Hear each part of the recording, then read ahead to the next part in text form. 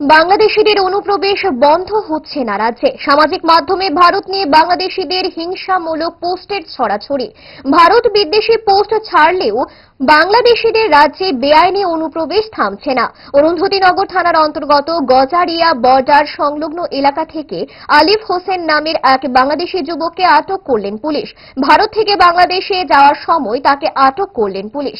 ধৃত বাংলাদেশি যুবককে জিজ্ঞাসাবাদ চালাচ্ছে পুলিশ।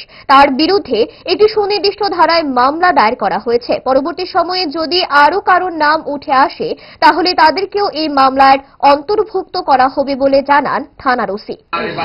গতকাল আমাদের কাছে একটি গোপন খবর আসে যে আমাদের গজারিয়া ক্যাম্পের বাজার এরিয়াতে বর্ডারের পাশে একজন বাংলাদেশি যুবক ঘোরাফেরা করছে।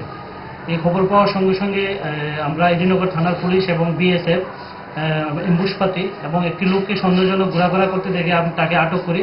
তাকে আটক করে জিজ্ঞাসাবাদ করলে সে স্বীকার করে যে সে বাংলাদেশি, সে ইন্ডিয়াতে অনেকদিন ধরেই এসেছে, ঘোরাফেরা করছে এবং আজকে সে বাংলাদেশে বর্ডার ক্রস করে যাওয়ার সময় কাঁটাতার পার করে যাওয়ার সময় তাকে আটক করি এবং তাকে আটক করে আমরা থানাতে নিয়ে আসি এবং তার বিরুদ্ধে একটা আইপিপি একটা কেস দিয়ে আমরা মামলা শুরু করছি এবং আমরা তদন্ত করে বের করব যে তাকে ইন্ডিয়াতে আসার জন্য কে সাহায্য করছে।